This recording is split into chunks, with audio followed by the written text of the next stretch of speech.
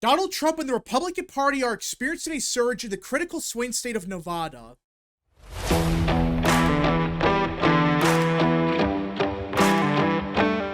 What is up, people of the internet? It is me, Real American, back again with a new video, and today we have to talk about the 2024 presidential election because it appears that Donald Trump and the Republican Party are surging in Nevada.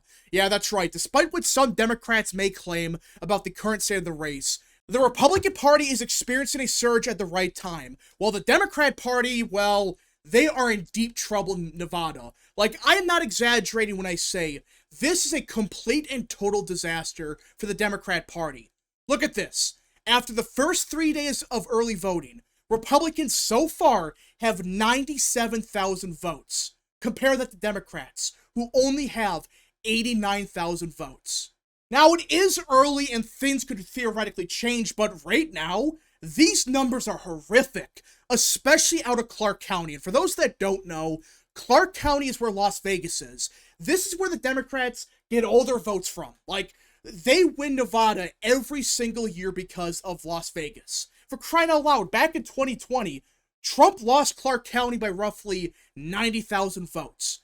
Biden won the state by roughly 35,000 votes.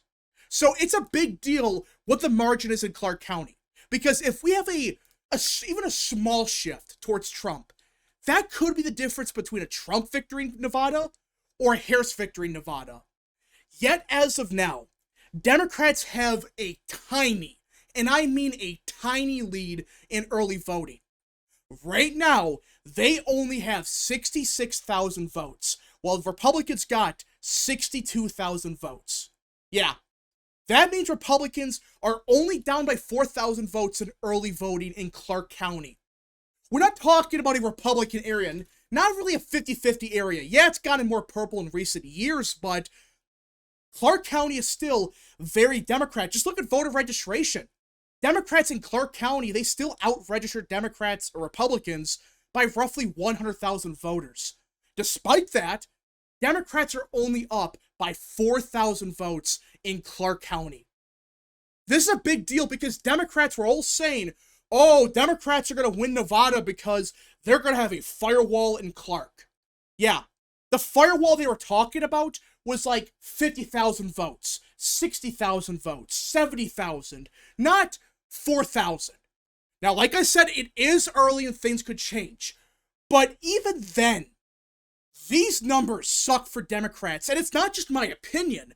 You have Jon Rolston saying the same thing. And for those that don't know, Rolston is undoubtedly one of the best experts in Nevada. For whatever reason, anything he says about Nevada, it's usually correct. Whether it's him saying Adam Laxalt's going to lose but Lombardo wins, it happens.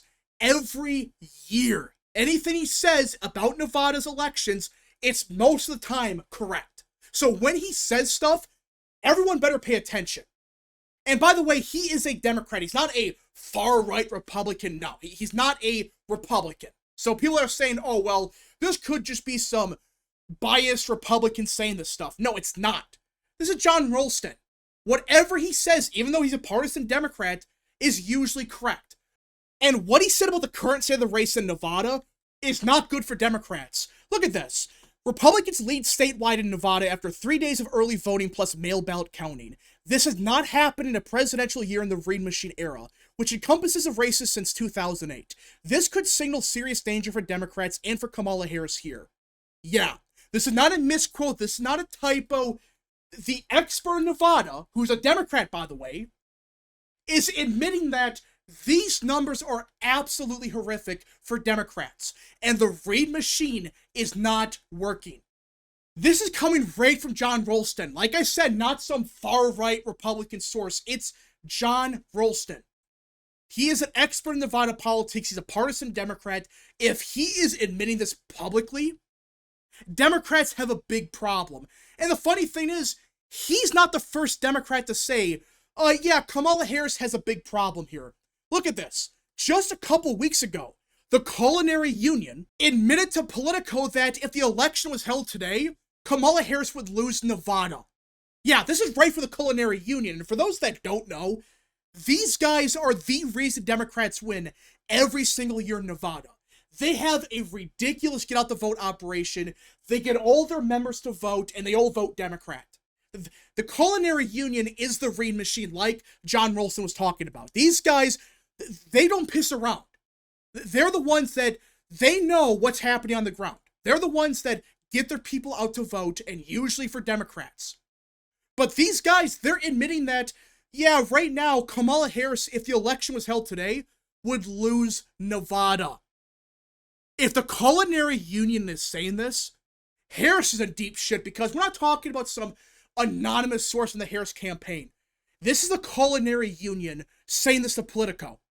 And by the way, this report dropped a couple days before early voting really began in Nevada. So you can't just say, oh, well, it came out a day ago and that's why Democrats are so worried because the numbers look bad right now. No, this was before early voting really began in Nevada. Like, you had some mail-in votes here and there, but early voting didn't really begin until the 19th. That's when it really began to pick it up. And this report came out on the 10th. So a week before early voting really kicked off.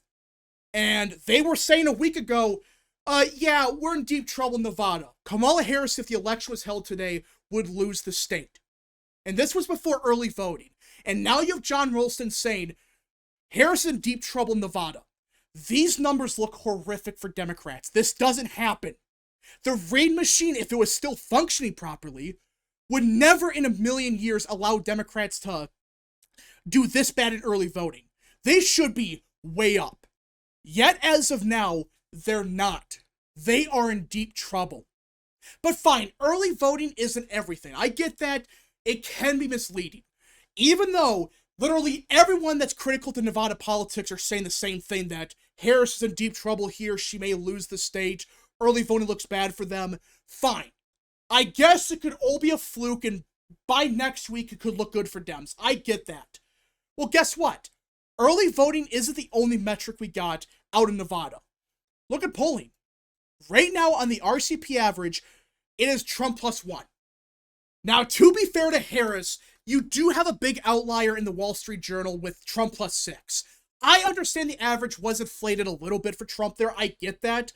But even then, you could tell that in the middle of October, the polls really began to shift towards Trump, whether it's Fabrizio, Insider Advantage, Atlas Intel, Rasmussen. They're all showing Trump's either tied in Nevada or slightly ahead. And again, there are polls like GSG, which is just Cook Political Report, a garbage pollster.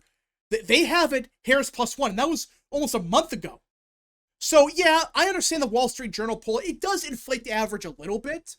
But at the same time, the recent polling in Nevada, it's clear it has shifted towards Trump in recent weeks. It's been every state, by the way. Every swing state, there has been a clear shift towards Trump.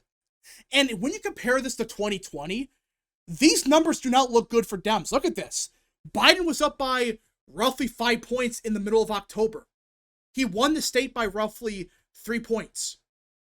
In 2016, which everyone looks at the final average and say, oh my goodness, it's Trump +1 and Clinton won by 3 points. That's a 3-point miss. Yeah, the final average was Trump +1, but go to the middle of October. The same time frame, just like in 2020 and 2024. Look at this. It was Clinton +4.7. Not Clinton +1, not Trump +1, Clinton +4.5. Now, I get it. When you look at the final average, it is Trump +1. Nevada's one of those states where, yeah, sometimes you can have polls that overstate Trump support, or any Republican, really. But you look at October polling in Nevada, it was never good for Trump at all. It was Clinton +3, Clinton +4, +5, and then at the very last second, he experienced a surge.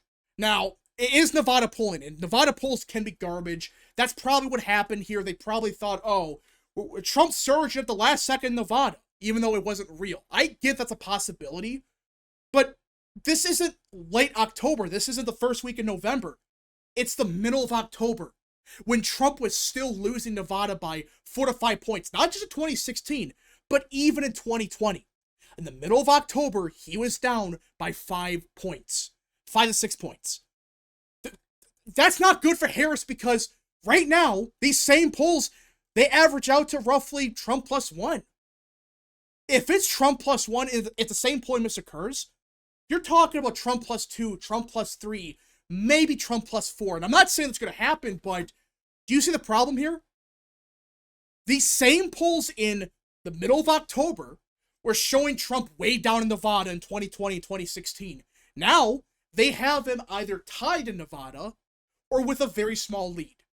Now, if this is the average come November 4th or whatever, okay, that might be some cause for concern because when it comes to Nevada, it's one of the few states where Republicans could be overestimated in the polling.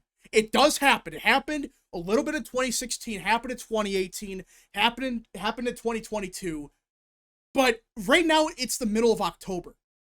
It's not November 1st, and Trump just took the lead. No, he took the lead on the RCP average a couple weeks ago. When in 2020 and 2016, he was way down here. The same time period, he was getting crushed in Nevada. Yet right now, they show Trump with a lead. I mean, I know polls are not everything, and I know early voting isn't everything as well, but at some point, when you look at any metric, hell, even the betting markets the past couple of weeks, they have swung dramatically in favor of Trump in Nevada. Look at this.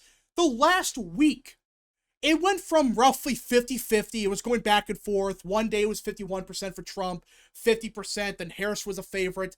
But then, the second early voting started, it cratered for her. And every single day ever since early voting really started 3 days ago, she has gotten even lower. She went from 50-50 to 45% to now she's in the mid-30s. And it seems like every time there's a new update with early voting, it just keeps getting worse for Dems here. I know betting markets aren't everything as well, but you just start adding everything up. The betting markets are swinging heavily towards Trump. You have the polling shifting heavily towards Trump. Early voting is a complete disaster. Even voter registration compared to 2020 and 2016, it has swung so Republican that Biden's entire margin of victory in 2020 is gone. If voter registration trends correlate to the final margin, his entire margin of victory is gone. He's not winning Nevada under those numbers. That's a problem here. Nevada, it's not just one metric. Everything is swinging heavily against Harris and heavily towards Trump. That's not a good combination with just 2 weeks ago in the election. Now, early voting, it can change. I get that. Early voting in Nevada can be a little bit wonky. But right now, Harris is in deep trouble here. Harris is in deep shit in Nevada. And I know it sounds crazy to talk about Nevada so much because you look at the Electoral College, it's like, who cares if Trump wins Nevada or loses it? I mean, if he doesn't need it. All he needs is Georgia, North Carolina, and Pennsylvania. And at that point, he's the next president. I get that. I get them. Some people, they're not talking about Nevada enough. I get that. It's, on paper, it doesn't seem like a big state. But put it this way. What if something crazy happens in, say, North Carolina? Like, Harris pulls off the upset there, by some miracle wins Wisconsin, wins Michigan, and Trump carries Arizona. Well, in that scenario, you need Nevada. And it's not just one scenario where, oh, Nevada could decide the election. What if by some miracle Trump loses Arizona but wins Wisconsin? Well, in that scenario, he needs Nevada. There's a bunch of different pathways. Same thing with, like, let's say Michigan. By some miracle, it votes for Trump, and let's say something crazy happens where Trump wins or loses Wisconsin. It would be 269 in that scenario, but if you get Nevada, you for sure win. You don't have to go through the House. Nothing crazy happens. He for sure wins. That's why, in my opinion, Nevada should be discussed way more. Because if it's a very close election where a couple swing states, they vote for Harris, Nevada will be the difference between a Trump win or a Harris win. That's why it's a big deal that right now, Trump is surging by virtually every metric in Nevada. I'm not saying Trump's for sure going to win Nevada, but right now, it looks like he has the momentum. And if it's by some miracle a very close election, it could be the difference between a Trump win or a Harris win. That's why it's critical for Trump to win Nevada, just in case something crazy happens in North Carolina, Wisconsin, Arizona, which is entirely possible, even Pennsylvania. There's a weird scenario where Trump could lose Pennsylvania, but then he carries North Carolina. Yet again, another scenario where Trump loses Nevada, well, he loses. There's so many different pathways with Nevada that it's out of the blue becomes very important if Trump loses Pennsylvania or Wisconsin. Anyways, folks, thank you so much for watching. If you guys did enjoy this video, smash the like button down below, subscribe, share with your friends, hit that little bell, follow the social media accounts in the description down below, and of course, join the channel today. Godspeed to all of you.